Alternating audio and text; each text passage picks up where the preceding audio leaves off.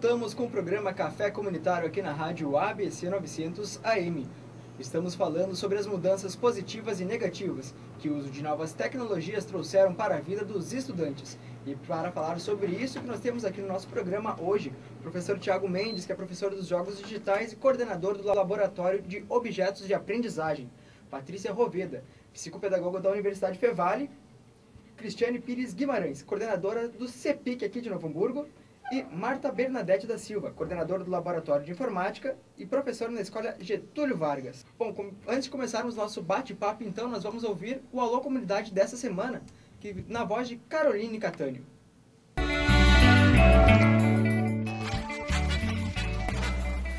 Viemos até a Fevale, Campus 1, entrevistar alunos de ensino médio para saber como eles usam a tecnologia no seu dia a dia.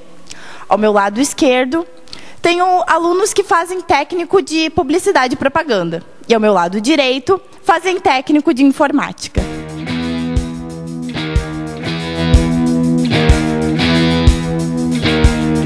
Começando a nossa conversa aqui, então eu quero perguntar primeiro para ti, Denis. Quanto tempo por dia tu usa a internet? Eu uso acho que umas 10 horas. Uso umas 10 horas a internet por dia. E teus pais reclamam que tu use demais, alguma coisa assim? Normalmente eles falam, mas daí com isso eu comecei a fazer o curso técnico de informática e aí ficou mais fácil assim a acessibilidade da internet. Daí eles não reclamam tanto. Carol, por que tu escolheu o curso de informática? Primeiramente, quando eu fui fazer, eu ia começar com publicidade, mas daí meu pai, pela questão financeira, do que o curso pode oferecer no futuro, ele optou por informática e eu acabei gostando do curso. Tu acha que essas novas tecnologias estão ajudando muito os jovens no seu dia a dia?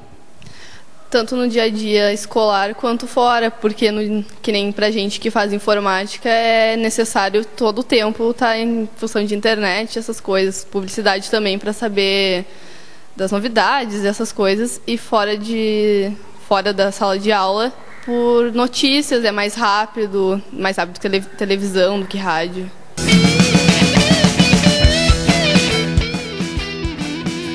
Agora com o meu lado esquerdo. Matheus, quanto tempo tu usa a internet por dia? Olha, geralmente eu uso a internet, tipo, umas 12 horas. No final de semana eu fico o dia inteiro, né? Mas aí quando eu saio da internet eu vou direto pro celular, sabe? É como se fosse um vício, então eu não desgrudo da internet. Mas ao mesmo tempo eu tô fora dela, só que eu tô com ela no meu bolso. Resumindo, tu passa o tempo todo, né, fazendo parte dela. Teus pais reclamam que tu use demais? Eles reclamam se minhas notas estiverem baixas. Se elas estiverem boas, posso usar quando eu quiser, a hora que eu quiser. E Rafaela, tu acha que a internet ajuda os jovens a estarem mais conectados entre si, conseguir falar, né, com os amigos o tempo todo e tudo mais? Eu acho que sim e também que não. Que isso depende. Se tu usar com muita irresponsabilidade, com responsabilidade, conversando com os amigos, é legal sim usar a internet e coisa.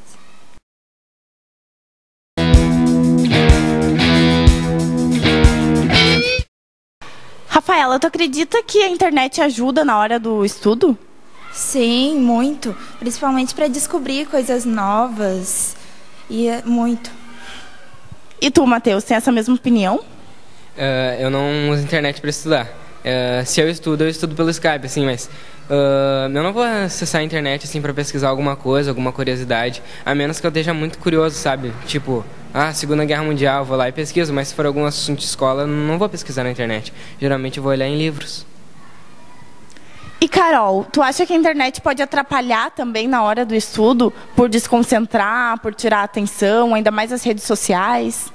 Com certeza, porque hoje, como eles colocaram do celular, então se tu não tá na frente do computador, tu sai para estudar no quarto, se não tem computador no quarto, teu celular vai estar lá e daí vai vir um aviso do Face, vai vir um aviso do Twitter e tu vai acabar mexendo, querendo ou não, porque tu vai olhar aquilo, daí tu, vou ver depois, mas sei lá, vai dar 5 minutos, tu vai querer olhar o que tá acontecendo. Então tu não consegue se desvencilhar. Tu tem essa mesma opinião? Pois é, a internet pode muito ajudar, né? E Também não, porque quando tu usa a internet, tu tá sempre concentrado na internet, no caso Facebook, Twitter, e não no estudo. Então eu acho que a internet ajuda, mas muito atrapalha também.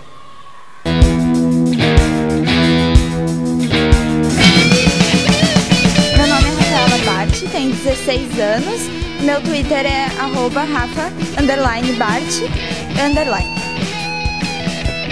Meu nome é Matheus, eu tenho 15 anos. E meu Twitter é @Mateus, com TH, Justinski. E eu tenho um canal no YouTube, youtube.com/Justinski2. Meu nome é Caroline Schulz, eu tenho 16 anos e o meu Twitter é @CaroliSchulz. Meu nome é Denis, eu tenho 15 anos, meu Twitter é @Denis, com 2 N's, Noia.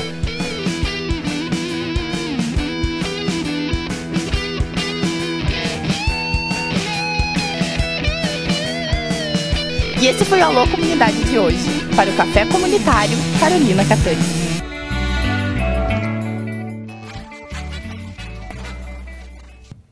E esse foi o Alô Comunidade dessa semana.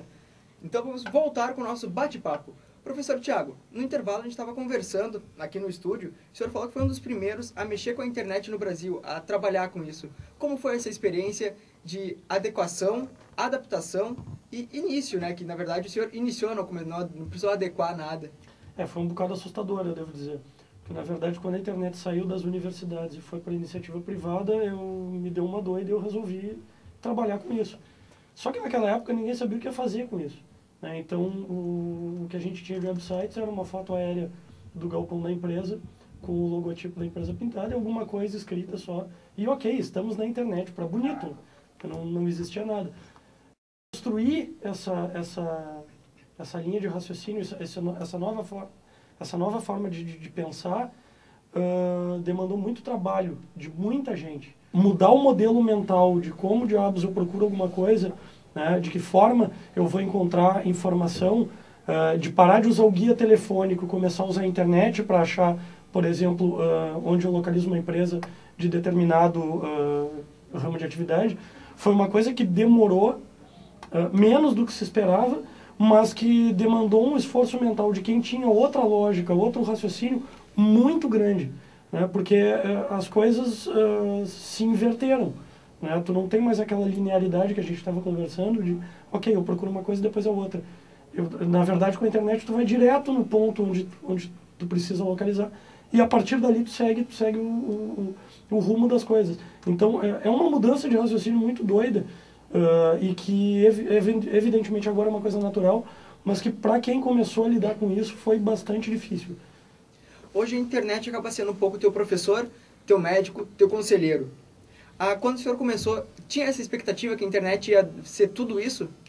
A gente tinha, isso se via, assim, os visionários, né? Aqueles que, ok, um mundo novo. Hoje a gente sabe que nem tanto sol, nem tanto a lua, porque também tínhamos os apocalípticos que diz que a internet ia acabar com a cultura no mundo, né? Aquela coisa horrorosa que aconteceu quando o cinema chegou, quando o rádio chegou, quando a televisão chegou, né, o pânico da tecnologia de uma maneira geral. Hoje a gente sabe que as coisas não são nem tão incríveis, nem tão horríveis, mas sim, a gente tem que se adequar a saber que existe muito mais informação do que a gente consegue guardar na própria cabeça, né, e ter humildade suficiente para lidar com isso, né, porque é difícil às vezes a gente conseguir lidar bem com esse tipo de situação. Patrícia, a gente estava conversando aqui no intervalo também, tu disse que, além de psicopedagoga aqui na universidade, você trabalha no colégio Marcos Moog. Marcos Moog, desculpe. E lá também tem o Projeto Mundinho, a segunda escola aqui de Novo Hamburgo. Como é que funciona o projeto lá? É parecido com a de Getúlio Vargas? Sim, eu sou professora da rede também, há 20 anos, né? E tenho acompanhado, assim, esse trabalho, inclusive, do CEPIC durante todo esse tempo.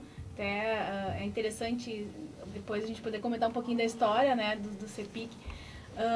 Mas a Escola Marcos Moog é uma das escolas que está incluída nesse projeto Um Computador por Aluno.